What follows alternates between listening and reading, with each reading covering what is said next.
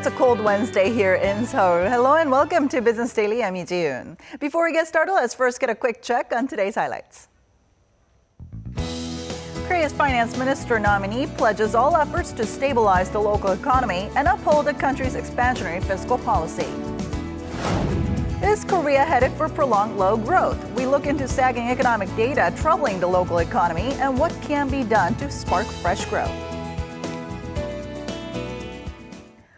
President Park Geun-hye's reshuffling of key officials has extended its effects to the country's finance ministry. Current chair of the Financial Services Commission has been tapped as the new top economic policymaker, and he says that he feels a big responsibility as he faces his new post. Our Shin Se-min starts us off. Im Jong-ryong, newly nominated as the finance minister on Wednesday, promised all-out efforts to resolve the country's household debt problem. Currently, Korea's top financial regulator, Im, called the growing debt pile a potential risk factor, especially as the country's key rate, standing at an all-time low, is more likely to face a hike down the line. Korea's household loans hit a record high of $1.14 trillion as of June, and mortgages have been on a steady rise despite the government's efforts to control overheating in the country's property market. The nominee said he will extend the government's drive for structural reforms as it holds the potential to expand growth down the line. He added the current economic difficulties cannot be overcome with just one person or a single policy, hinting he will look for more comprehensive measures to boost growth. Im told reporters that he thinks expansionary policies are deemed necessary and that he'll try to preserve stability for the economy already weighed down by uncertainties both at home and abroad. The nominee served as a presidential economic and financial secretary from 2009 to 2010 and was the chairman and CEO of Nonghyup Financial Group for 3 years before becoming the Financial Services Commission's chief last year. Shin Se-min, Business Daily. Global investment banks are warning that Korea's fourth quarter growth could take a hit due to the country's recent political climate.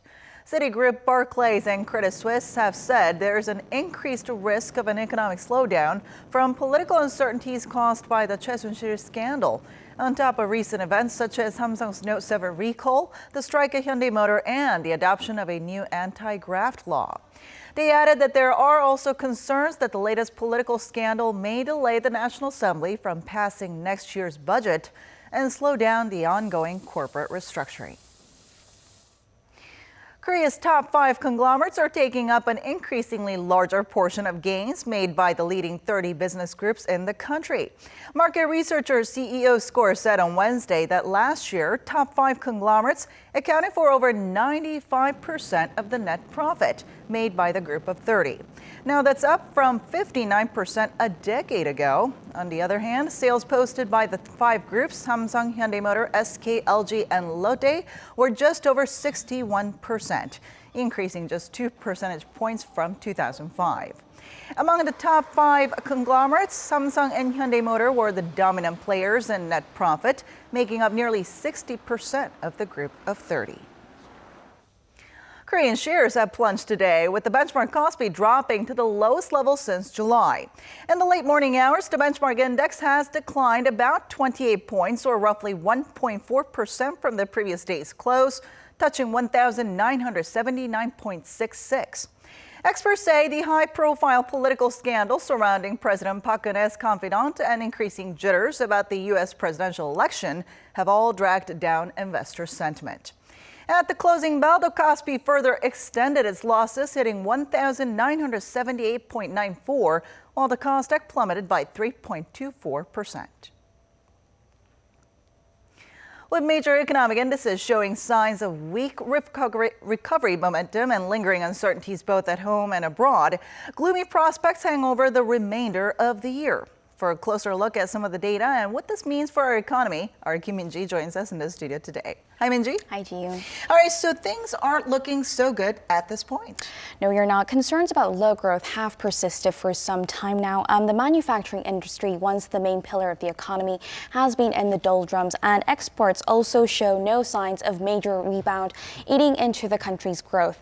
And on top of that, internal and external risks are also weighing on the economy, with prospects not so bright for the remainder of the year. So the question is, where is the Korean economy headed? Fears about a prolonged trend of low growth have long weighed down the Korean economy.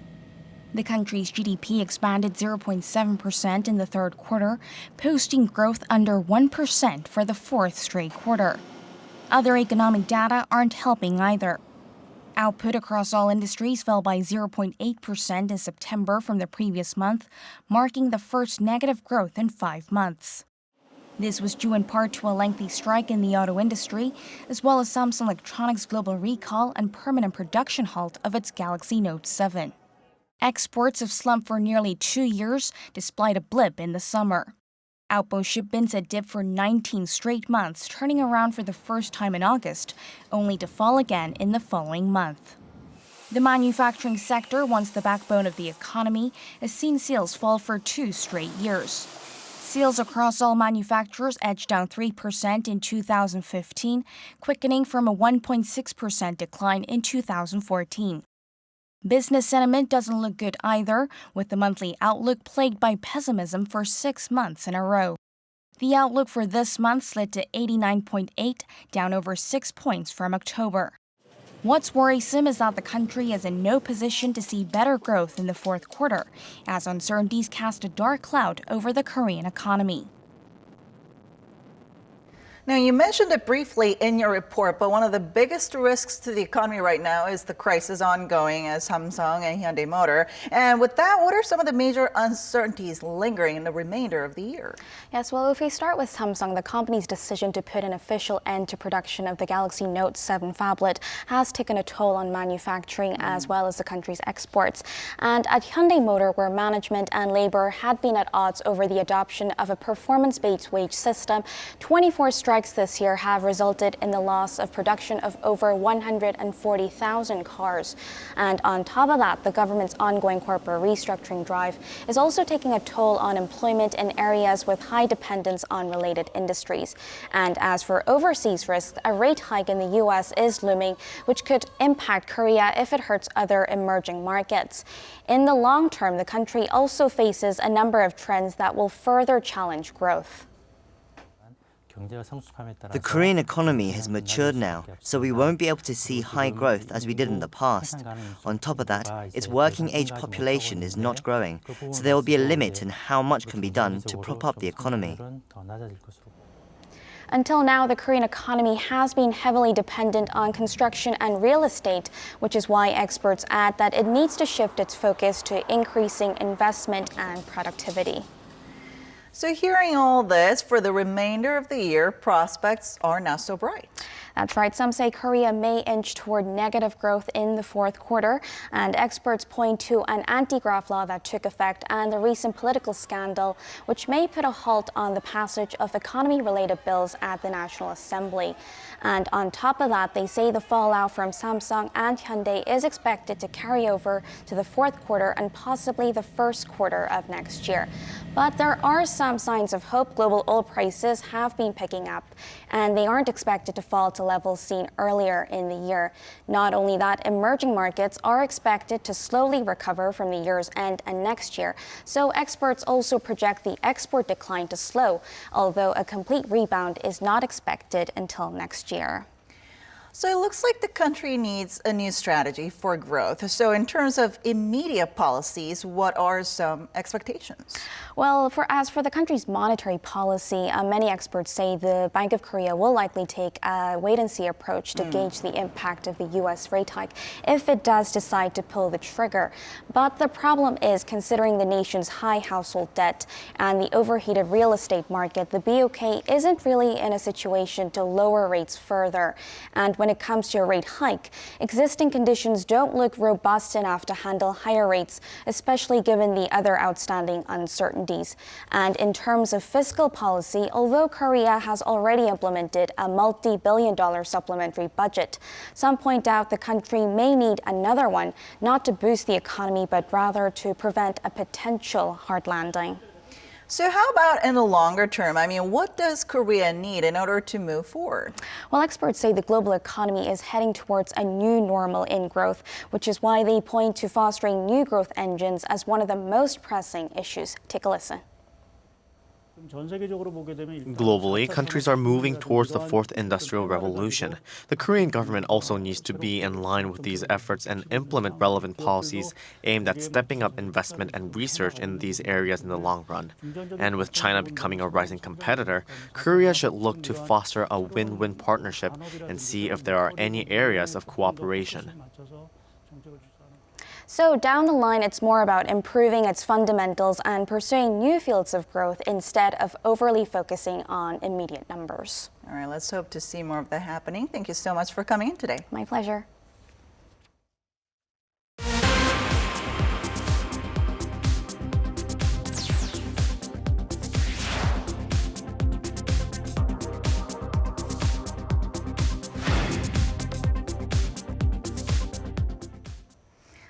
Believe it or not, we're already seeing the coming of a second generation of electric vehicles. The pact takes on previous limitations of EVs by extending the car's driving range. Our Eunice Kim has more.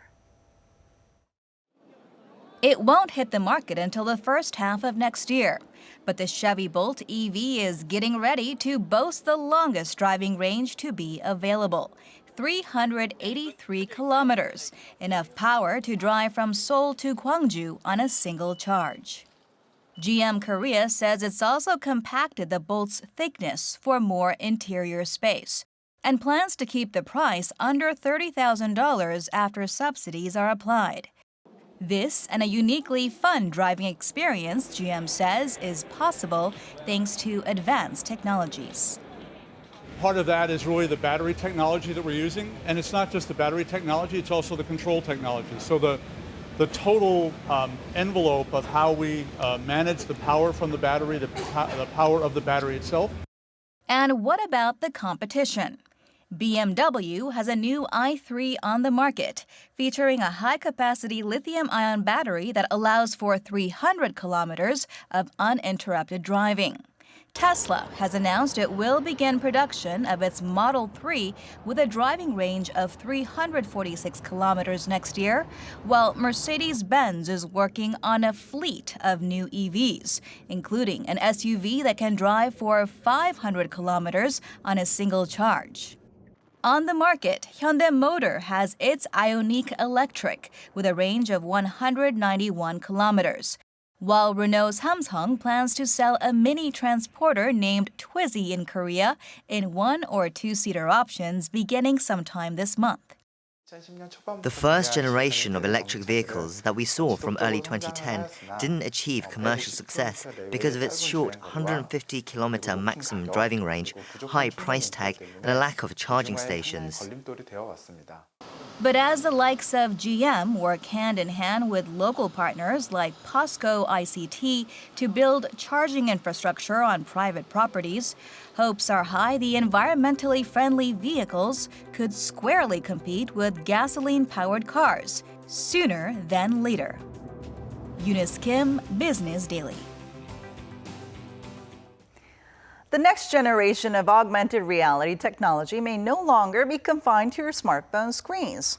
Researchers at Korea's KAIST have come up with a technology that not only allows avatars or virtual representations of real people to imitate users' movements, but also calculate surrounding spaces and predict their next moves. With more, here's our Kim Ji-yeon. Local researchers unveiled a technology that enables users of virtual reality devices to communicate with other people's avatars. The technology enables the avatars to transport the user's movements in a 3-dimensional augmented reality space. When this man sits down on a high stool, his avatar mimics the sitting position on another chair, though the virtual object is smaller and lower than the real stool the man actually sat on. The technology enables the avatar to perform a sitting position just as its user would have by calculating and anticipating what an object looks like, what purpose it serves, and what poses the user is most likely to perform around or with it, all based on algorithms. Up until now, technologies were based on reading the user's movements only when they touched the surface of a particular object, but not when the user moved around or posed next to the object. So we focused on creating a spatial map around that object to calculate the surrounding space and recreate it in another environment in real time. To achieve a more immersive telepresence experience, the researcher says the next step will be to display the avatar of a person through holograms in a room or house and have it interact with the real person through eye contact or even touch. Kim Jeon, Business Daily.